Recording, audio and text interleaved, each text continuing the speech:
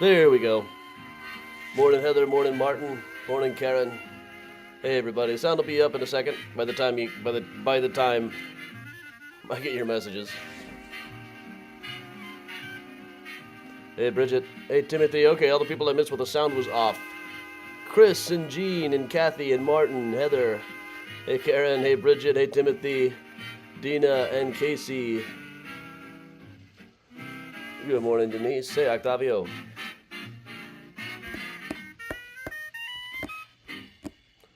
Morning, Timothy. The man with the torrid clarinet and the even more torrid band who purveys assorted rhythms, all danceable. Hey, Meryl. Hey, Katie. Hey, Kathleen. And first of all, one of Irving Berlin's Blue Sky. Boker Tov, Lisa. Oh, geez, I did not even think to get a drink.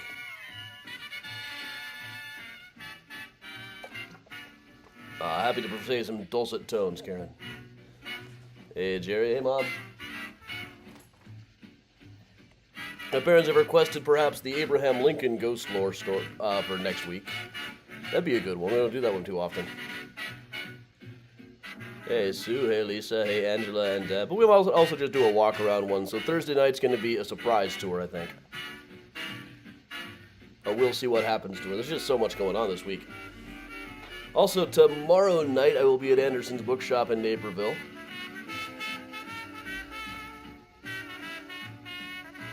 Wednesday, I'm at a library.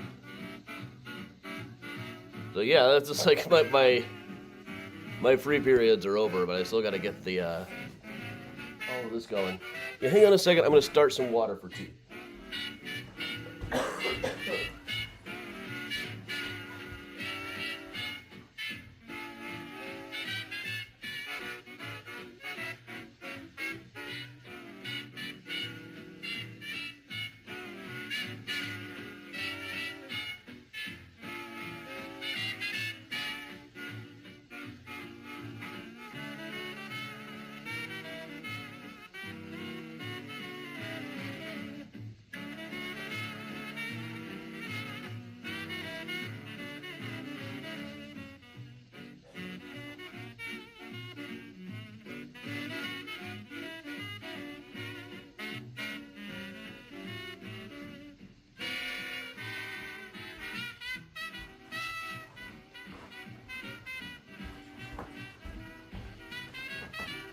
All right.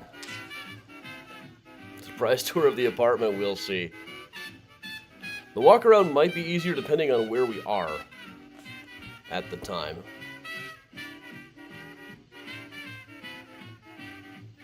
Oh yes, I'm always nervous before the boat tours. There's a lot of things that can go wrong and I only have little control over what they are.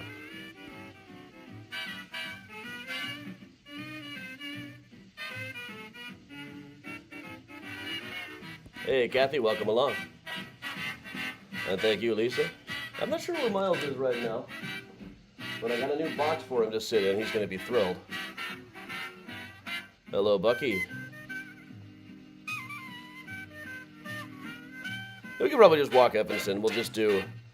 it'll be dark by then, which makes it a little bit trickier to do, like, architecture in Evanston.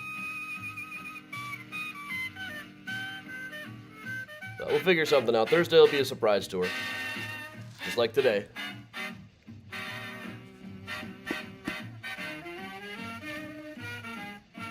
That shouldn't be any icebergs. We ought to be okay there. Rogue submarines, who knows?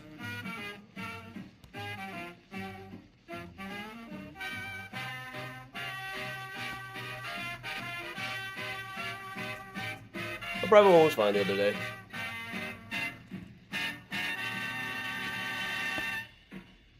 Hey, Andrea. Yeah, we doing a bunch of corporate ones. The private corporate ones are the ones who are more likely to actually pay. A lot of people who ask for corporate tours really just want me to do the tour for just the 3 of them, but just pay for 3 tickets. So instead of doing it for 30 people, I do it once for 27 and once for 3 for the same money. I love my job, but I do it for a living.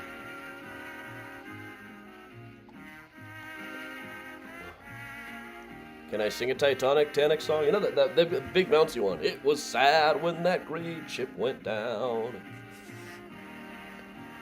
Husbands and wives and children lost their lives. It was sad when that bridge ship went down.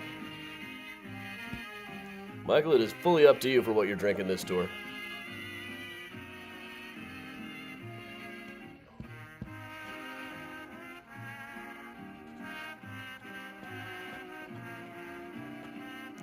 Oh, why or wherefore wheedle my fart? Selling books soon any place up north? Just if you come along on the tour, I'll have some in my trunk.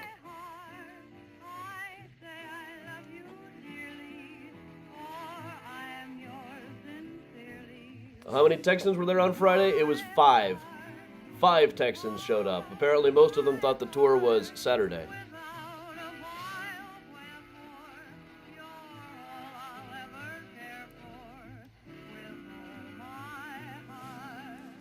I don't know why people are asking me to sing Titanic songs tonight exactly, but okay. Near, far, wherever. Once saw a goth band cover that. It's Bellamort. Bellamort covered that in a goth rendition, and it was great.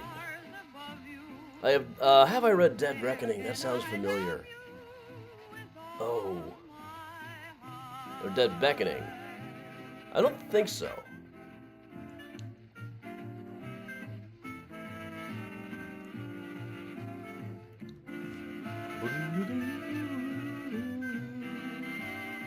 Yeah, I got paid.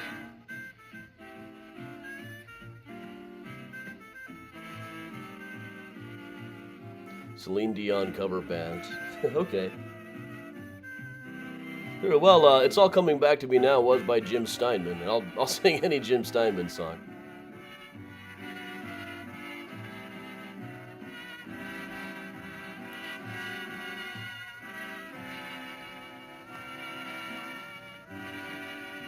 Alright, my tea should be about ready. I'm going to just run and grab that. Goes way back and gets a lot of rhythm from Walk, Jenny Walk, Benny Goodman and his orchestra.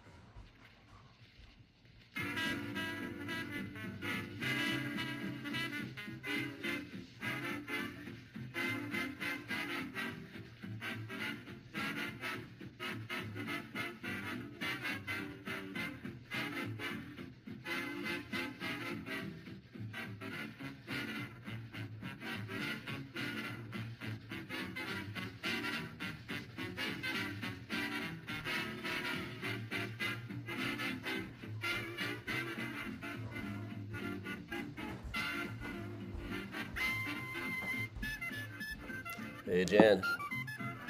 I wish my teeth were ready.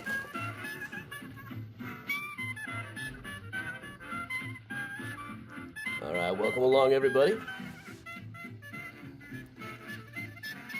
I don't even decide to myself what I'm going to do on Sunday mornings lately. I just scroll through and see what I haven't done in a while.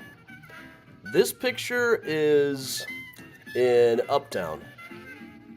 We'll talk about this building.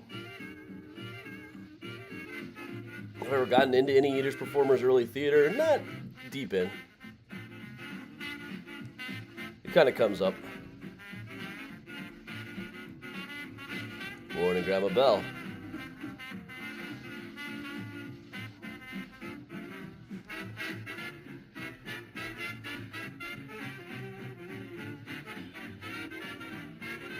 All right, well, hey, Julius.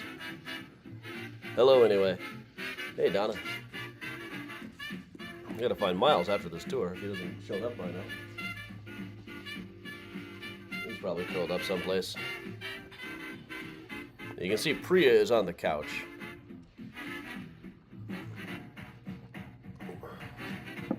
Good morning, ladies and gentlemen.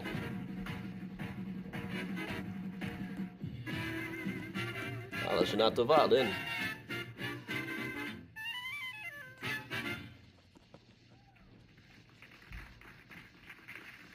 And they all loved it. They all loved those bastards when they played by Benny Goodman. And now another one just in the same vein. I think the album I was recording that I wanted done in time is just about there. I'm so close.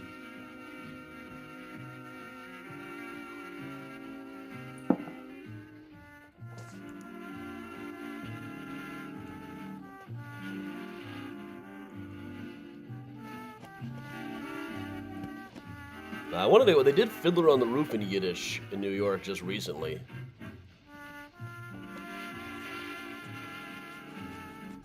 I couldn't get a ticket to it, though. It had, like, super titles over it.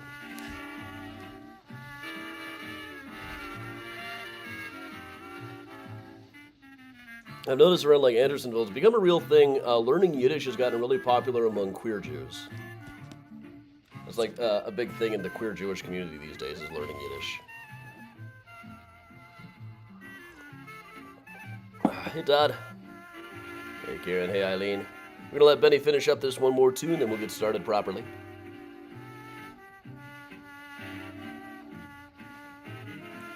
Just this morning, I was at New York Bialy and Bagel about 6:30 in the morning. Whole place was crowded with old people discussing the various merits of different delis around Chicago. The morning hawks at the baker. It was great.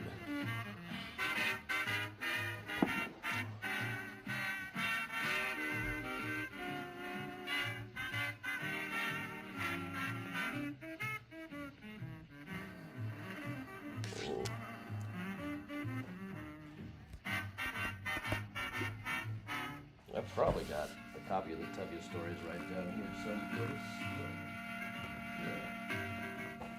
Yeah, I got my copy of the Sholem Aleichem book right here.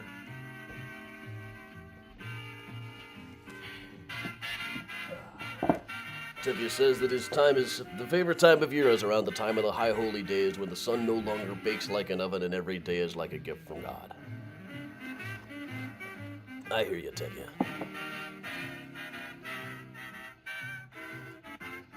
One of the translations I read, there's one where Tevye like picks up a couple of women who are lost, and he says, "Where do you ladies want to be dumped?" And they freak out, and he says, "Oh, that's just coachman's talk. You hear it among rude and offensive drivers."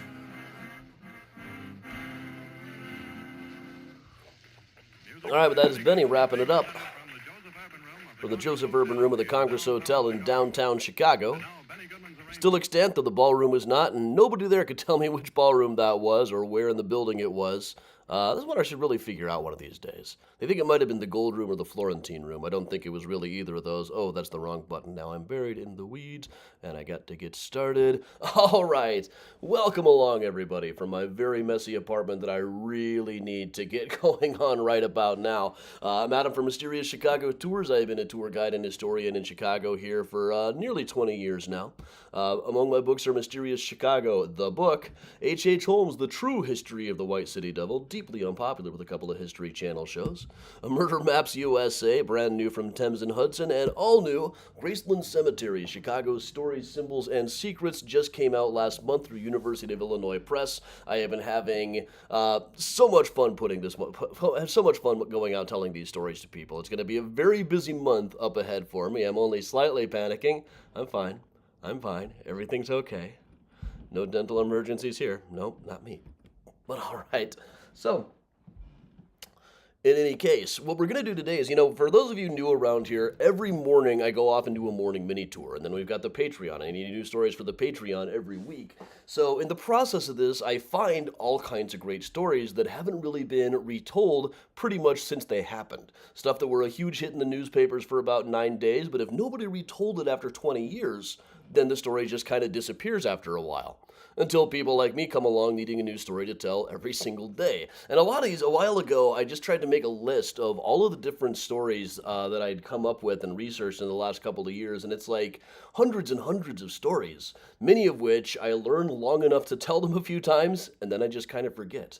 Like, just a couple of weeks ago, we spent a few days going to the McLaughlin brothers things, a couple of guys who were involved in the taxi racket, and both of whom ended up getting themselves killed. I couldn't even remember the guy's name a few days ago. I had to go looking it all up again. So, one reason behind this particular tour is to give myself a chance to get reacquainted with some of these, but there were so many of them that I want to just tell more and more of. So this is Lost Stories from Chicago History, and we're going to start with Blanche Dunkel, bones in a trunkle, Blanche Dunkel. I just can't hear Blanche Dunkel's name without thinking of Brass Monkey. It scans too well. But 1924. Here we are up on Berry Street, not too far away from the theater where the Blue Man Group performs, where Tom Waits used to do the Frank's Wild Years musical. Though they don't have a single picture from it in the building anymore. I've asked. But here's this house, probably went back to about the 1880s, 1890s. 1924, there was a woman by the name of Blanche Dunkel. Her daughter Mally died of natural causes, but leading up to her death, Blanche had been very publicly flirting with her soon-to-be son-in-law, Irvin. And after his death, and after Molly died, he moved in with her mother, Blanche. So Blanche is over there on the right. Her daughter, who had already been married once, had a different last name, Josephine, is over on the left. And in the middle is Irvin Lang, who moved into Blanche's house, and they started sleeping together about twice a week, according to her later stories. But then Irvin went off and got engaged to somebody else. And Blanche decided to have him killed. So she called up her friend Evelyn, who apparently was the person you called when you need something like that, Evelyn Smith. Rumor had it that she had been a burlesque dancer once upon a time, but she went out to Irvin's house, which was this one that we're looking at right here on Berry, 731 Berry. Here's the inside of it. This was his favorite chair over here on the left. She got him really good and drunk. Then, once he was drunk enough, she strangled him to death. And her plan was to take the body out to the lake, but it turned out it was too heavy, so she went to the nearest hardware store and got a hacksaw. Called in a guy who was either her husband or her foster brother, a Chinese man who helped dump the body off in Indiana someplace, and then the two took off. Evelyn was rumored to be out in Indiana someplace in hiding, but she was traced back to Blanche, who very quickly confessed and cracked. Now, by then, it looked like Evelyn might have been a river suicide. Some clothes had been found on the river. And meanwhile, the cops took all of the evidence out of the building. And this is just a wild picture. Here's the jolly cop taking the death chair out of the house, while a couple of guys stand around saying, "Hey, hey!" I'm thinking Irvin must have been really, really unpopular. Well, there's that guy on the right who's kind of standing there with a not-too-bright look on his face. And the guy behind him is kind of scratching his head. Like, I don't know why everybody seems so excited here. The cop put on some glasses. He looked like Darren Bailey. But Evelyn was eventually captured in New York, and just kind of laughed at the stories about her having been a burlesque dancer. She said that she had emigrated from Germany as a young girl, was adopted by a couple in North Dakota, but they made her wash the other kids' pants, so she ran away, and lived as a hobo for a long time, hopping trains and working in laundry stuff for most of the early 20th century. They were both convicted and sentenced each to 180 years in Dwight Women's Prison. But there was this weird little quirk in the sentence that also, once a year on the anniversary of the murder, they would have to spend it together in solitary confinement in a little cottage. So they could, every anniversary, they would have to sit back and think about what they did. Evelyn adapted to it a little bit better, as you can see here. Here she is smoking a cigarette in the jail. Now, this is Evelyn in 1959, 25 years later. She was just working and sewing in the prison and was very popular, kind of a grandmotherly figure in the jail. Blanche was eventually paroled in the 1960s. I don't think that Evelyn ever was. And for a long time, this story did get retold. Every time on the anniversary when they have to go to their solitary confinement, or the what does it mean when it's just the two of you? Like bi-solitary or bivitary. I don't know. My powers of word stuff good are kind of failing me. Well, Evelyn, I believe, died in prison. Blanche was paroled and lived in some small town for a while. But that was a cool one. A lot of the buildings from that one are still extant, which always helps. And they got retold. Every time they'd have the anniversary, people would say, they're off to the cottage again. But then people forgot about it. Let's go out to the lake.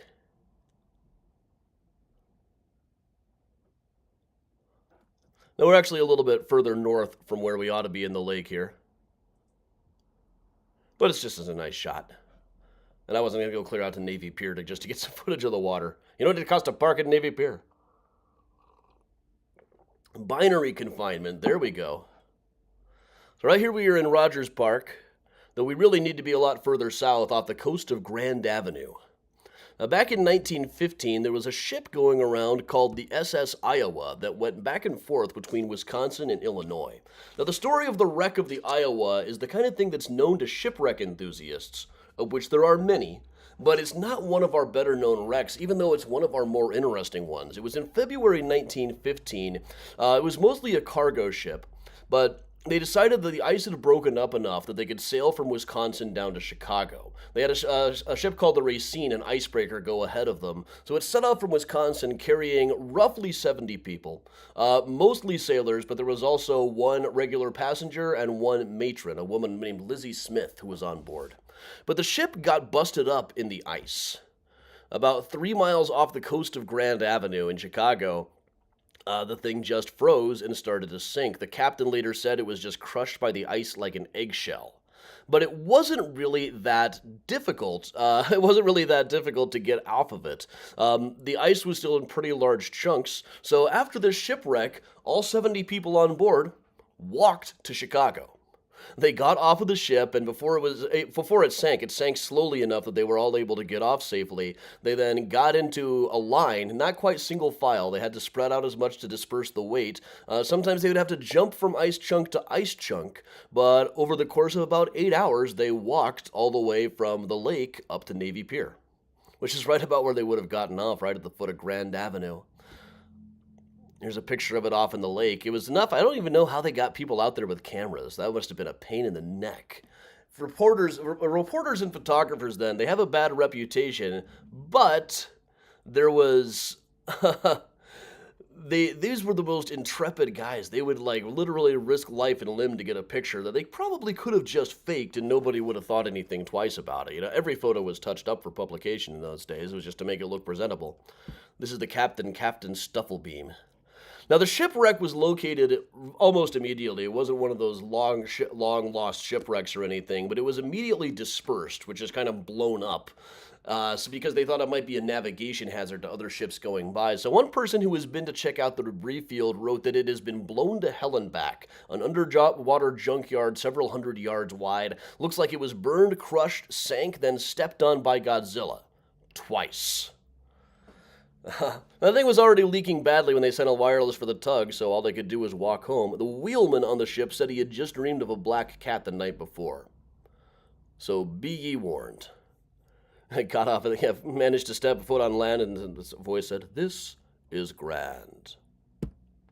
While we're talking shipwrecks, though, there was a period when Find a Grave Friday and the mini tours was all revolving for a while around Chicagoans who were on the Titanic. One of whom was a guy who lived here at 5524 Lakewood up in Andersonville. A guy by the name of Charles Williams, one of very few adult men who survived the Titanic. Now, he was a champion squash player. The Titanic had its own squash court. He was practicing at the time that the iceberg hit. Then he went to the smoking room, and his story later that he told to his squash opponent. He was sailing across the ocean to defend his championship from a guy named George Standing. What George told the papers Charles had told him was that when the ship started sinking, he jumped from the boat into the water and paddled around for several hours before a boat picked him up. Which seems highly unlikely that you could actually have done such a thing.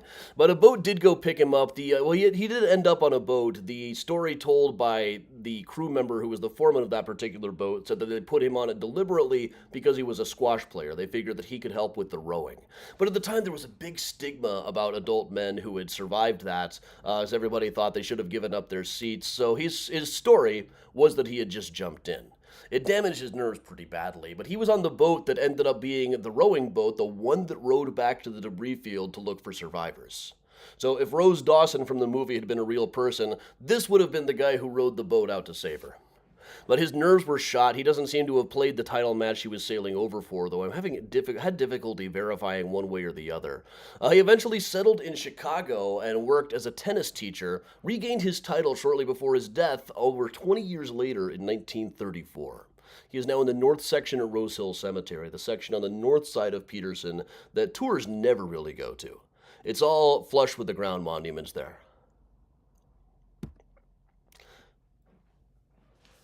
We'll move up to Evanston a bit. This story just delighted me. The church house. This Tudor revival style mixed with Queen Anne Victorian style house was the home of Ralph Church, who was a congressman from Evanston back in the 1950s, back when Evanston was reliably conservative. But what was conservative and what was liberal at the time was a little bit different. And today it's one of the most reliably blue districts there are. It's where people who support NPR get to go when they die. But here is the congressman sitting on the porch of his home. Again, he kind of looks like Darren Bailey, too. Ralph Church. Here he is in a younger picture. But Ralph Church was warned in 1950 by his doctor that he ought to avoid anything that would cause him too much excitement. So what did he do? He went to Congress and gave a speech opposing Truman's reorganization plan before the House Committee of Joint Executive Expenditures because it would have eliminated the office of General Counsel to the Office of the National Board of Labor Relations. And what happened when he did something so exciting as this? Many of us would have died of boredom, I think, but he actually died of too much excitement mid-speech while making a speech opposing Truman's reorganization plan that would eliminate the office of the General Counsel to the National Board of Labor Relations. I almost die of boredom every time I try to say this myself. But he just was mid-sentence and slumped over, and someone immediately shouted, "Quick, open a window." Because that definitely helps. But a doctor came up and confirmed that he had just died mid-sentence. So his wife ended up taking over the seat. His wife, Magritte, and ended up there for a decade where she worked to oppose Southern amendments to civil rights laws. There was a thing that they tried to propose that anybody got fined for a civil rights violation could get a jury trial for it. And she said, yeah, we know what happens when you have jury trials over civil rights stuff in the South. And, well, she was very reliably conservative. When she retired, she endorsed that young fella Don Rumsfeld to come take her seat. Evanston was reliably conservative back then. But back then, party affiliation wasn't really a measure of certain things. Like, people's views on civil rights and abortion weren't usually tied that closely to party affiliation in those days. It's weird to think of now. Let's go over here to West Rogers Park. This is a little bit west of north-southwest Ridge East. And out here on Campbell, the 6300 block of North Campbell was the home of Detective Sergeant John W. Norton. Now, this guy just comes up over and over again. If you're covering a big Chicago crime story from about 1894 up to about 1940, there's a very good chance Detective Sergeant John W. Norton is going to be there. And he's about the only cop of that era who was never accused of corruption. He was an interesting guy. He almost kind of just sounds to me like a Columbo type character in the in Chicago gangland stories. He would give people a talk, people who'd been accused of murder that he knew were guilty, and he would talk to them and try to be like, okay, I understand. I know. I see what happened here. I see what the problem was. Then he kind of do the old Columbo thing, like, now there's just one more thing that I don't understand. Be their buddy for a while, and then but just one more thing. I wonder how many relatives he claimed to have. Like, my nephew is a bank robber, and he says. Now, we found his grave one day for Find a Grave Friday. He is out at All Saints, which is also where we were just this week. So he's actually not too far away from John James Kelly, the Double Medal of Honor winner, and potty mouth extraordinaire, for which I especially salute him. Here's me with here's a great silhouette over the John W. Norton grave right here. Now, among the stories that he was connected to, you can connect him to like the Carl Wanderer case. He was involved in the H.H. Holmes murder castle investigation very early in his career. He never talked about that one later. He went up against the Capones. He was involved in the Big Jim Colosimo investigation. Really, anything that comes up, he's probably going to have something to say. He didn't mention anything. He didn't really come up in the Francis Carrick case last week, but he's probably there someplace. But there was a case in 1921. There was a guy by the name of Harvey Church who decided that he really, really, really wanted a brand new 1921 Packard. So he didn't really have the money for this. These things cost $5,400 in 1921 money. That's about $100,000 today. He told a dealership down at 37th in Michigan that he could get the money from Liberty Bonds. Two dealers went with him to the bank, and a few weeks later, their bodies were found in the river having been brutally beaten, still wearing jewelry and carrying cash. Really, he was just out to get the car. Eventually, Detective Sergeant Norton tracked him to Wisconsin and arrested him without any trouble. And then while they were interrogating him, they found the murder weapons. They found blood in his basement on West Fulton. They found a shallow grave out back. One guy had been beaten, choked, and possibly buried alive. Everybody else thought that he had helpers because somebody must have been helping him carry the bodies. Norton was the one who figured out that he in fact acted alone. One of the supposed helpers had already confessed, but Church just really, oh no, he didn't help me. I hypnotized him into saying that. Then here's where it gets weird. Right after he confessed, he went catatonic. He was not conscious at all, or they tried poking and prodding him and all kinds of things that were probably not entirely legal, but he just went into this, like, half-asleep state where he wouldn't respond to anything. They couldn't poke him, they couldn't prod him, he wouldn't eat, this went on for months. How in the world he even did it is really kind of an open question. We'll move on a little bit here.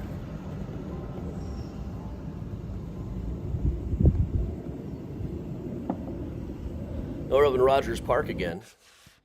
This is on Lunt Avenue. There's this home here that we think we went to play a game of Is It Still There with this one, and I think this probably is the original house that in 1905 was home to a doctor by the name of Oliver Hart. Now, Oliver Hart came from a prominent St. Louis family, but was maybe not entirely mentally balanced. He had just moved here with his looking like this at the time. I don't want to get into like phrenology or anything, but this guy just looks like he's up to no good in this shot, or even in this one. But he had just gotten married to a woman generally referred to as Mrs. Oliver Hart, and she was only about 15, 16 years old at the time. They had been engaged since she was 14, complete with her parents' permission, which was not exactly acceptable in 1905, but legal anyway. But they moved into this house and then adopted a teenage girl. So he kind of lived with them at the house, and now and then her sisters would come to visit. One day, most of the sisters went shopping with Mrs. Hart, and a couple of hours later, a neighbor said that Dr. Hart came running in saying, "Help, help, help, I just walked into a room and Irene was dead." Irene had not gone off shopping with everybody else because she didn't feel too well. Dr. Hart was in such a frantic panic that he wrote out a will and everything, and then took what he thought would be a fatal overdose of morphine, but in fact was apparently something harmless. But his story was that he'd been out on the lawn and found Irene eating what she thought was candy, but was really some of his morphine. So he was in fact a morphine addict. So she'd passed out. He'd tried other drugs to wake her back up, but it was too late.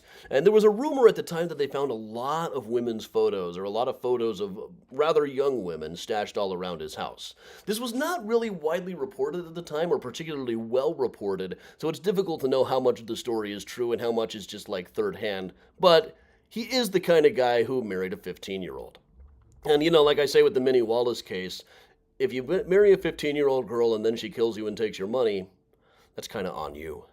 Now, all through the trial, Mrs. Hart just acted like the whole thing was a big joke. She was more concerned with her shopping than she was in anything else, at least according to some versions. There are different accounts of how she acted at the trial that don't really line up with each other. But eventually, Martin was given a very long jail sentence. He was found to be what they called an imbecile at the time. He was given, put more in an asylum where he worked for about several years. Eventually, he got out and worked as a wholesale florist in New York. His wife, Vera, there's differing accounts of her, but afterwards she just went back to her parents in St. Louis, where she probably should have been the whole time. And when she grew up, she managed a stationery shop and organized volunteer organizations. So the Drake Hotel robbery is one that I'm surprised I didn't hear more about. I did a whole book about hangings in Chicago one time, back when I was with Weird Chicago. It was all just one big tour promo thing. Didn't work too well. But this is the Drake Hotel. In July of 1925, there was a group of hobos all living together up on the north side, up around Uptown. One of them, who went by the name of the Texas Kid, was working as a waiter at the Drake Hotel and said, "You know what? We ought to rob this place." So in July 30th, these 5 guys got together, got really, really drunk, charged into the Drake Hotel, drunk on port wine and shouting, "Stick 'em up, we're from Texas." So 5 of them got about $10,000 in cash. One bystander was killed, but so too were 2 of the robbers. One got away and was never caught. These other 2 guys were. One of them said, "Yes, I admit it, I was a hobo. I caught my wife with another man and I just couldn't go home again." The other guy said, "I admit that I probably did it, but I got to admit, I can't tell you anything. I was way too drunk to remember any of it." Both of them were eventually hanged for their crimes. Well, this was kind of the tail end, July of 1925. That was a real blow for the city, a real coup, because there were a lot of gangsters and holdup men, but they had a real problem with being able to prosecute any of them. Like none of the prohibitionary mobsters ever ended up getting hanged, though they tried over and over again. But here we are at Oakwood Cemetery. Really, just we're talking about where the storage mart across the way is now. Back in the 1920s, where the storage mart is, where the Citgo is, was a place called the Granada Cafe. This is the Granada after being raided for having things like a roulette wheel. It was it was a 1920s speakeasy was what it was. But in 1928 or 29, it was a respectable enough place that Guy Lombardo and his orchestra were there playing live on WBBM radio. But seated at a side table watching the band were a couple of gangsters named Stubby McGovern and Gunner McFadden. With names like that, they had to be gangsters. They were part of the Bubs Quinlan gang, which is really a very obscure one. By some accounts, a couple of other gangsters just waltzed right in, kind of danced along with the beat as they came up to the table, then shot them and waltzed back out. It's like that Far Side comic. The killers waltzed in, shot the guy, and waltzed back out. It shows them literally waltzing. Now, this was all on a night when WBBM was broadcasting, and the next day there were reports all over the place that the radio had actually broadcast the shooting. And lots of people swore up and down that they had heard it happening. They probably just heard a drum beat or something. WBBM said they weren't actually broadcasting at the time that it happened. I'm going to be on WBBM, or I'm going to be talking with them this week on Wednesday. I should really ask him about that. Yeah, this is Hugh Mcgovern, also known as Stubby, and Gunner McFadden. What's really cool about these shots, really, is that you can see what the decor was like at the Granada Cafe. It's so unusual, really, to get good shots of the interiors of these places.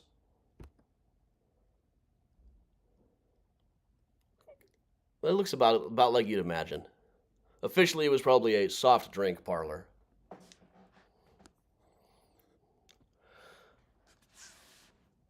Now, exactly what was going on with these guys is kind of tricky. One of the shooters was caught and convicted, but he got out on bond and shot in the back later himself before he could stand trial. I mean, the state didn't manage to execute some of these guys, but usually they took care of it internally. McGovern had beer sales receipts in his pocket. He was said to have been wanted by a bunch of people on the West Club. Very, very minor beer baron.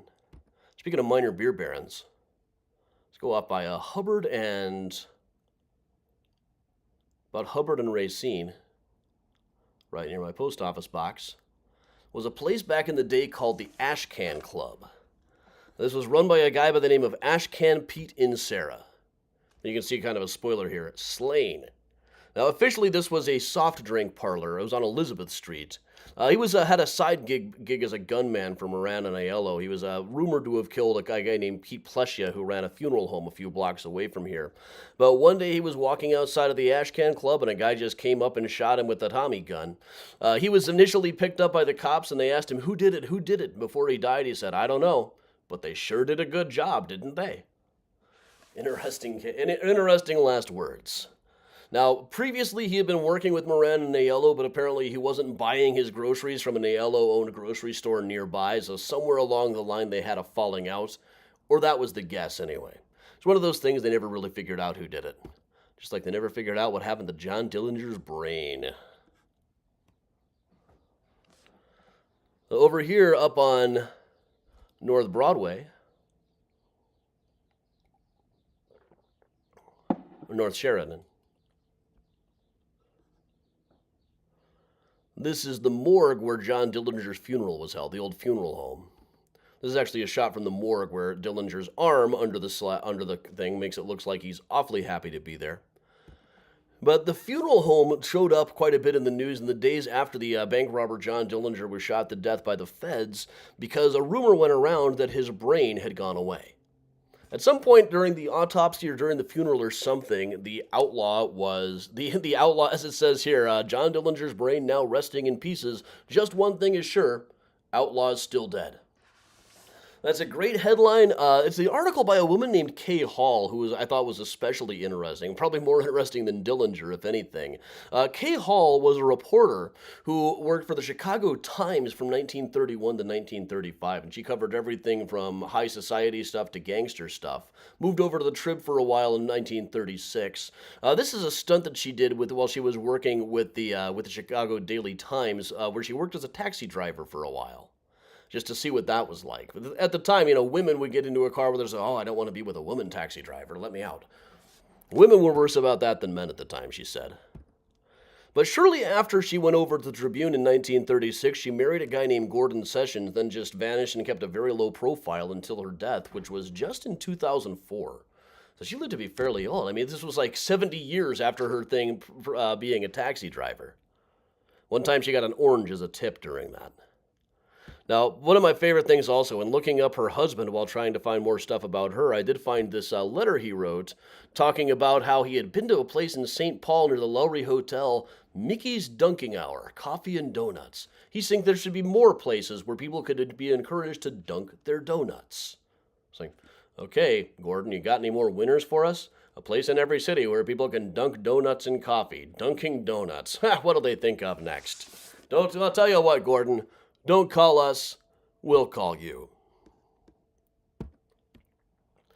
I'll head down to the south side, down to, where was this? The courthouse. I almost never even know which story to tell at the courthouse. There's just so many of them. Most of the great murder stories ended up here. More recently, I would probably tell the Frances Carrick story. That was where she was put on trial. But one case here that I'm surprised isn't better known is in 1925, there was a guy by the name of Martin Durkin. They called him the Sheik, which was kind of a name for a flashy playboy. We would call them players now. But this is Martin Durkin, fresh out of the army, beaten up by the cops after a larceny charge, and may have been suffering from PTSD, like he needed to keep some certain level of violence up after getting out of the army. He was not exactly a gangster because he worked pretty much alone, but he wore really flashy clothes and he was careful only to steal the nicest cars. And that's what he was. He was a car thief and kind of a gangster without a gang is what he was. So in 1925, he was trailed by the cops, by the FBI, which at the time was a brand new organization, trailed out to a garage where he ended up being attacked by the FBI and shot one of them to death. This made the guy the first FBI member to die in the line of duty. Now, Martin tried to get away. He escaped from that particular raid, left a suicide note by the river, hoping people would think that he had drowned himself. Common trick. Johann Hawk tried the same thing. We've already seen Evelyn Smith tried the same thing. They did it on Better Call Saul just recently. Here they are dragging the river trying to find him. Quite unsuccessfully. Great looking hats. What would really be funny is if one of those guys was actually Martin himself. But he went off on the run with his wife that he had just married, a woman named Irma Sullivan, who didn't realize that he already had another wife back here in Chicago as well. But she was lured to his uncle's house. The FBI tried to raid the uncle's house, but Martin escaped and the uncle was killed, was eventually traveling cross-country with him and was caught up on a train. Genevieve Forbes Herrick, the Chicago Tribune's ace crime reporter, got to watch as Irma was introduced to Betty, his other wife. And he ended up being sentenced to life in prison. There was just a couple of updates on him. Here's a picture of him years later being transferred from one jail to the other. Still looking fairly dapper. And while he was in the jail, he had a long sentence, and they taught him the plumbing arts and sciences. By the time of the article, about 10 years after his sentence, they said he had become a pretty good 10th-rate plumber.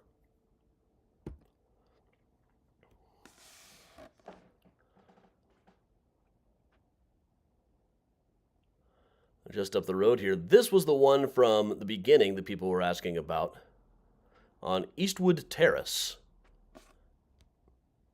just east of Sheridan. Now this, for a while, was the home of a guy by the name of Two Gun Altery. We'll back up here a little. Here's Two Gun himself.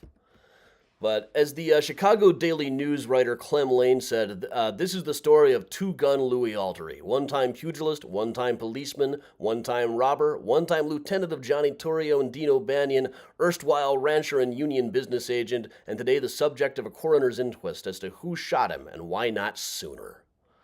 So, Two Gun Altery was a former police officer. He was a former boxer out in California. Came to Chicago and was a suspect in the Duffy murder. Duffy was a guy who lived a few blocks from here. He'd been brought into the O'Banion organization as a hitman. He bragged all the time about how quick he was with the trigger, what a great killer he was, but then he never actually did anything. So he was bumped off. Rumor has it that Two Gun Altery was the guy who did it. He was definitely the guy they brought in to take his place. So they took him in. He was said to have been, at Dean O'Banion's funeral, he is said to have challenged whoever did it to a duel right in the middle of State Street. He was prone to stuff like this. When a gangster named Nails Norton was trampled to death by a horse in Lincoln Park, legend has it that Two Gun Altery came and got revenge by shooting the horse. He was flashing six-shooters at the O'Banion funeral. Eventually, people came up to him and was like, "You're making too much noise. You need to get out of here." So he left for Colorado and got into various scrapes going back and forth. Known to be a target of the Capone gang, wisely stayed away from town for most of the 1920s. By the 1930s, after alcohol stuff was kind of the old alcohol racket was kind of a relic of the past already. There were all these stories about other gangsters would come to visit about in Colorado, and they'd sit back and laugh about all the times they'd tried to kill each other before. But in 1935, he came back to Chicago. He was working on organizing the Theatrical Janitors Union. But the remnants of the Capone gang wanted in on that racket too, plus they had never quite forgiven him for challenging people to a duel at Dean O'Banion's funeral. So they ambushed him when he was coming out of the apartment one day. And here on the shot, you can actually see, you can tell it's the same building. Let's kind of switch back and forth between the two here.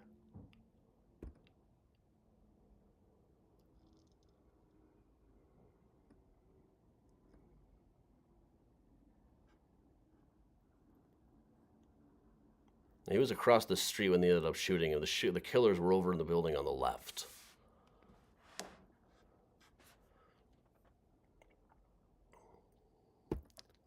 All right, one more up on Roscoe. Not too far away from the Berry house, where Blanche Dunkel arranged for the guy to be killed and his bones put in the trunk.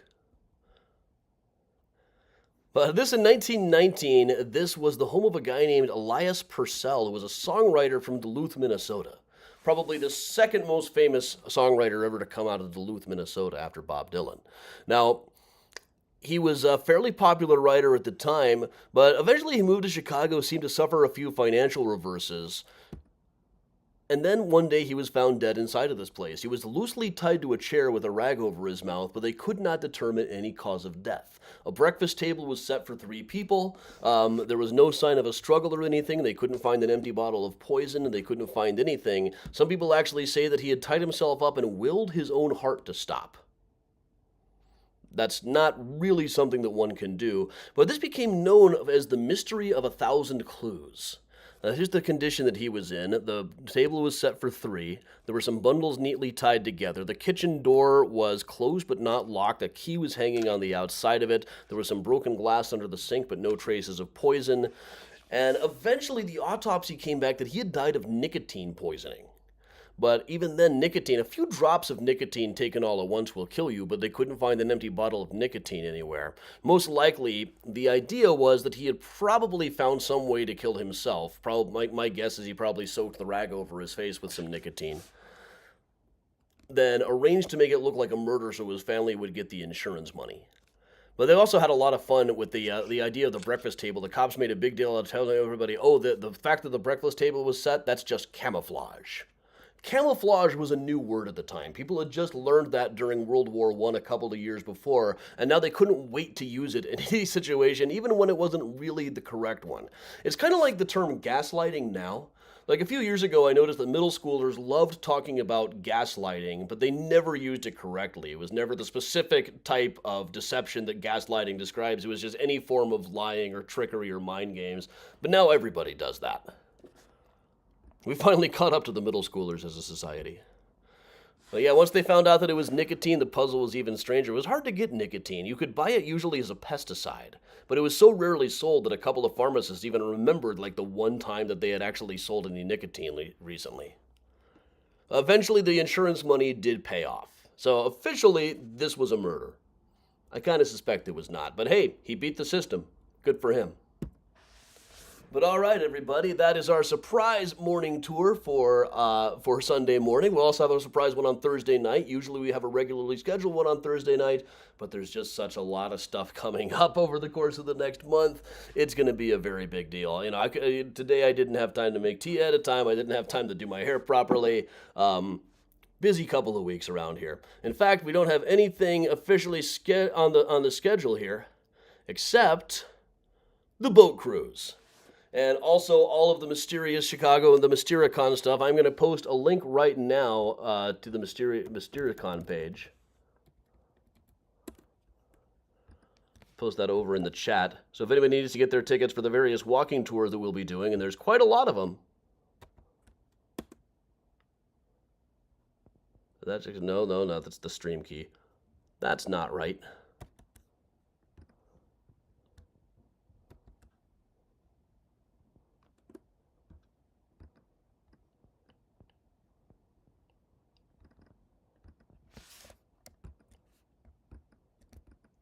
Oh yeah, just ignore that one.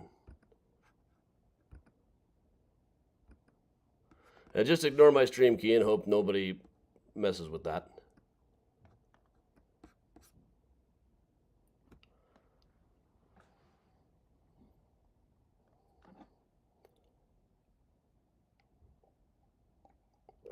Yeah, I imagine people would probably not be that keen on just selling you nicotine. It's just too dangerous.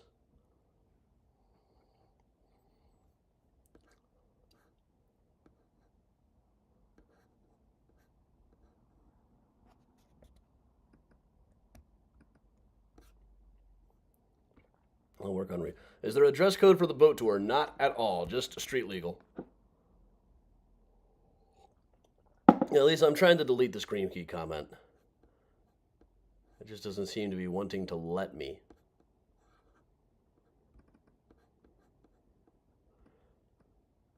I'm posting from an app.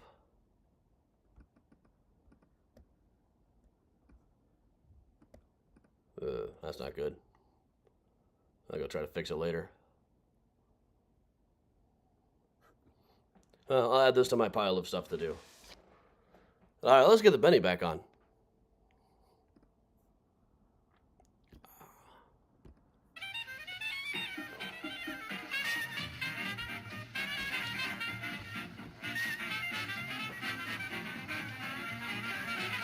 Could you smoke enough to die from nicotine, Kathy? And you'd probably get really sick first. Lascia va, Lisa.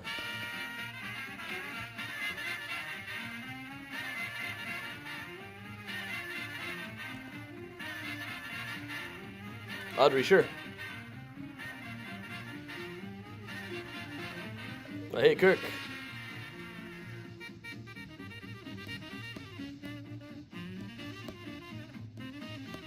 Now, guys, wear whatever you want for Mystericon. You can only sell so many tickets to something if you're going to tell people how to dress. And the boat tours in particular, there's a lot of overhead for those. Thanks, Betsy. Oh, thank you, Natalie.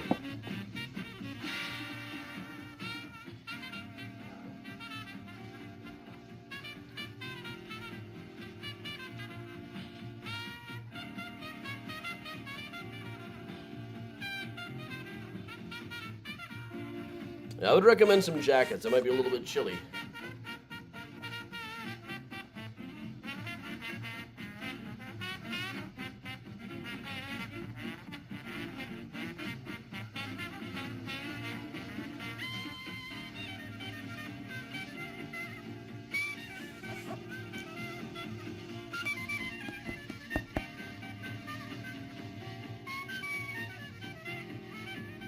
Tom, this was the Joseph Urban room at the Congress Hotel, but which room was the Urban room is the trick.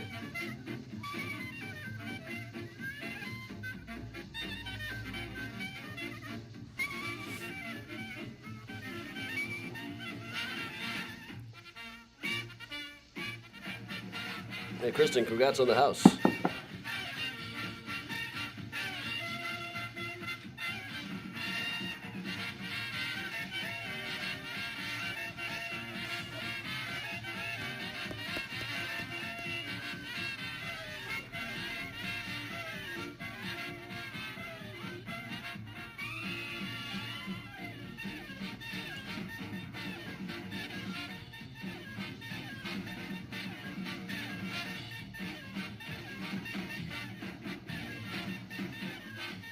Yeah, Priya's just over napping there. And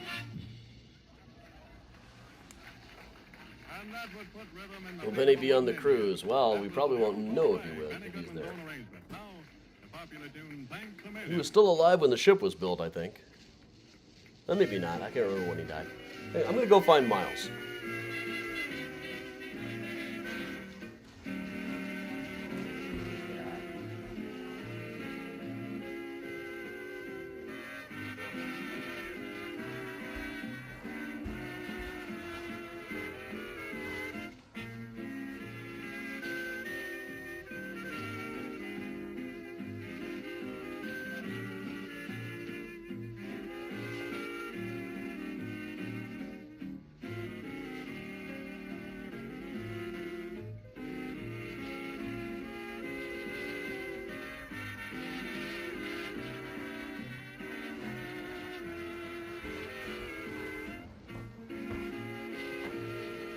Here's the guest of honor.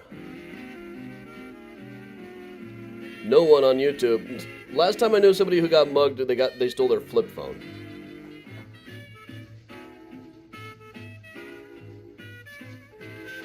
So no, I'm not. I'm never afraid walking around.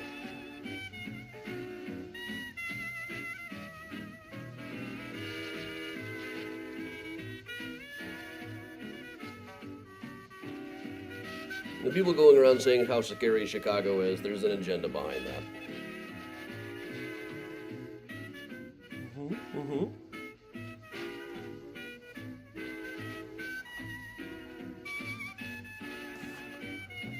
Yeah, Miles was crashing over on the bed. At least he was easy to find.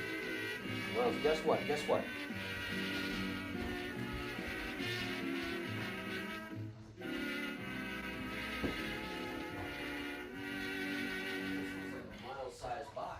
Down Harlem Way, they're all truckers. Here's Helen Ward to tell you all about it. Yep. I thought that looked like about a mile-sized box.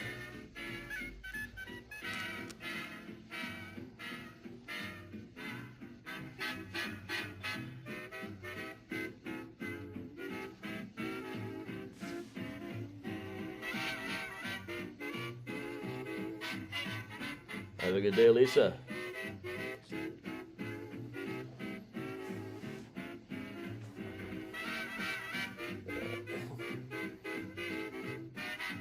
I thought I'd have to put him in it to give him the idea, but no. He just got right in. As soon as I put it down, I was like, oh, good, a box. We have another box sitting out here that he could use in a while. That was a little bit bigger than he likes, I think. He likes it to be really confining.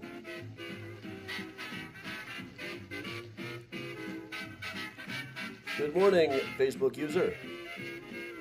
Well, if you saw it in time, keep in mind this is you're at the post-show hangout now.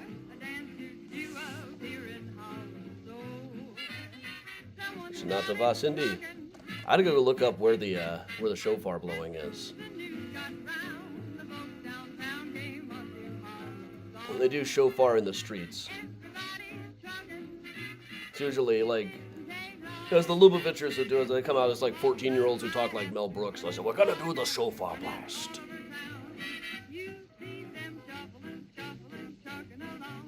Well, the signs all over. Shofar in the streets. Yep, shofar in the streets, roar in the sheets.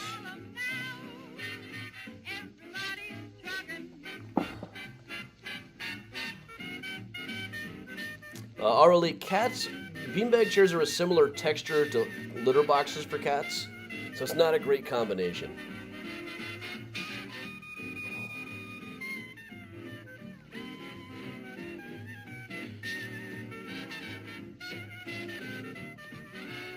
Yeah, we play with the toy, but once he gets started with the toy, it's tough to get him to stop. So I have to be judicious with it.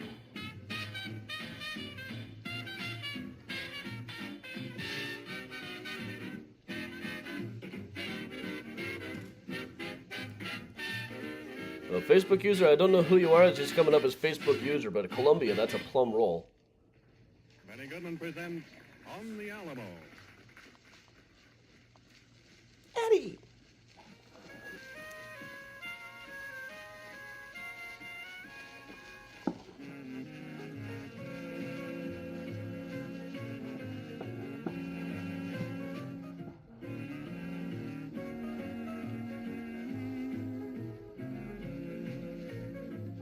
Oh, hey, Bella. Okay.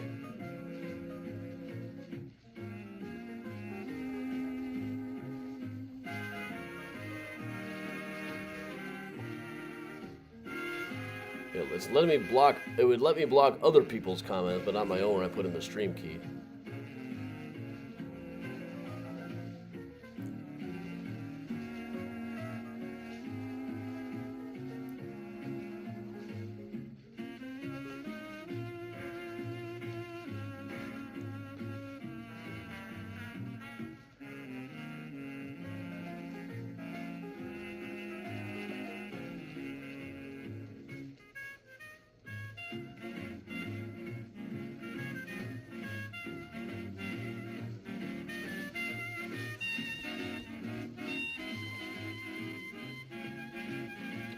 Karen, Whiskey and a Cookie will, if somebody, Patty might be able to stream some of it, but it's going to be right at the time of the tour.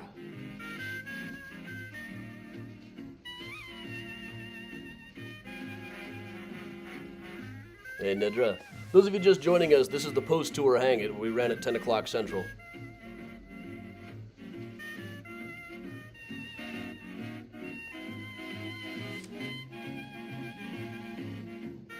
I should really put the donate links up. That's kind of the point. But.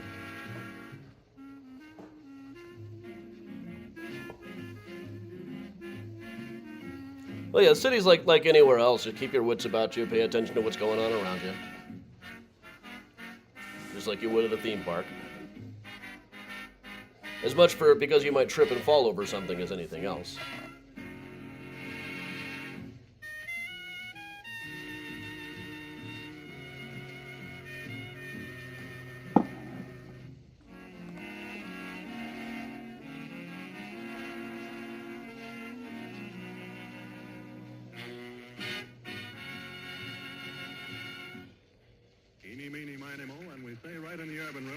Hotel in Chicago and dance some more to Benny Goodman and his orchestra, and hear Helen Ward sing Eeny, Meeny, Miny, Mo.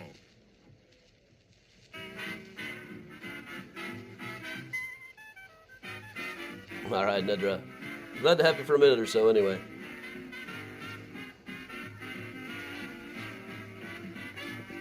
Any time of day.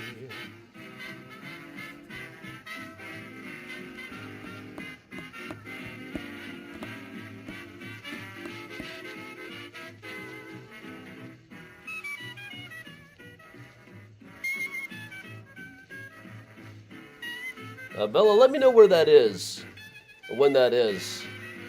David, not only are beverages allowed, they have a full bar, so you can't bring your own. But they definitely allow drinking on the boat.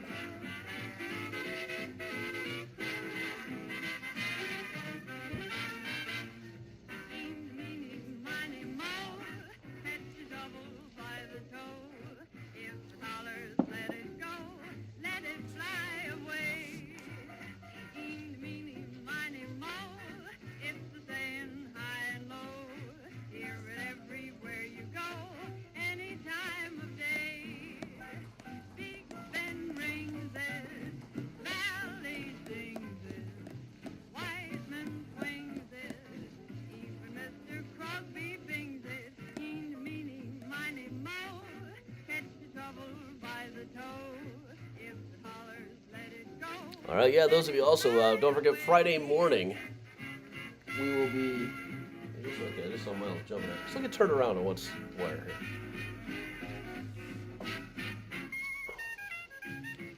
Friday morning, we will be at Mount Olivet Cemetery for a live Frying the Grave Friday, so everybody can join us. I suspect the guy's not marked.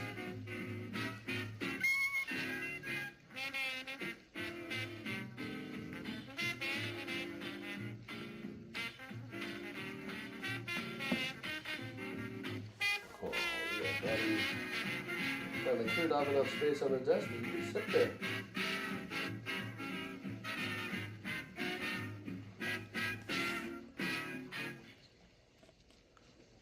And we'll let the title speak for itself. Benny Goodman presenting Madhouse.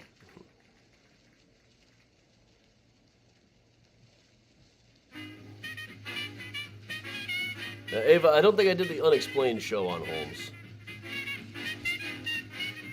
The one of them I was talking to, I sent them back my notes on the talking points. They were all set to fly me out to LA, but I sent them back my notes on their talking points, and I just haven't heard back from them since. I was supposed to be in LA a week ago. Well, they really could have at least said, yeah, this probably isn't working out or something.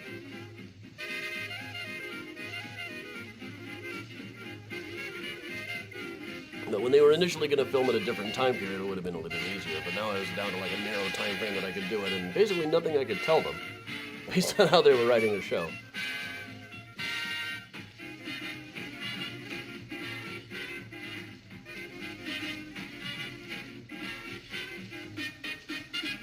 I don't think H.H. Holmes has a Funko yet. Everybody else does.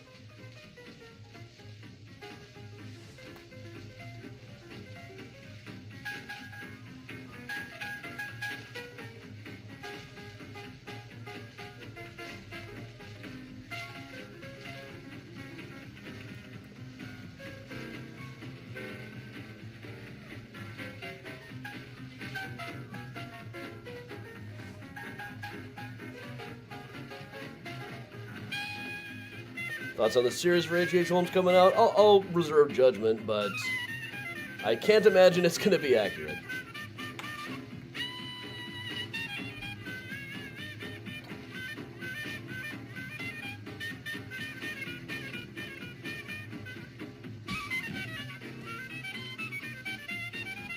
Oh yeah, I'm imagining the coming show will probably increase business for me one way or the other, so I can't be too picky, you know. Other than I tend to really disappoint people with it. It's like, but didn't he have gas chambers all? No. But he sold all the skeleton? No. And he was preying on World's Fair? No. And he had a hotel where? No.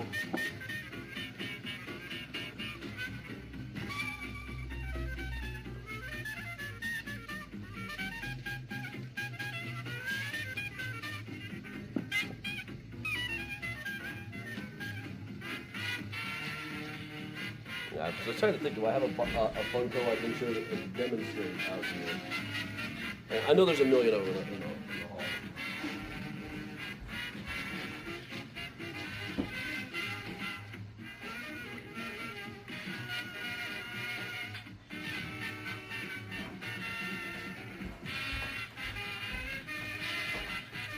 Here's a Funko Cheaty.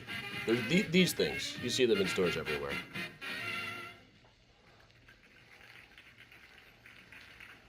And here's a short encore portion of Benny Goodman's forthright invitation at the beginning of his program. Let's dance. Ah, you little 81 kids. So young.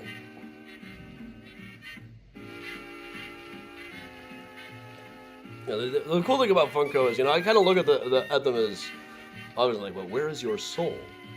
But they do put out merch for properties that don't usually get merch or haven't in years. But this is Cheaty from The Good Place. Professor of moral philosophy, just like Richard Theodore Greener of Graceland Cemetery.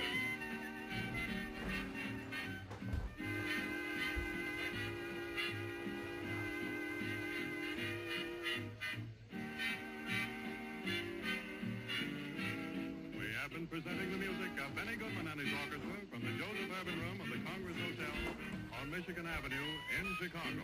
This is the National Broadcasting Company. Is the boat dock walking distance from the hotel? I would say so, yeah. It's not that bad. Just to the other side of the loop, and the loop is not huge.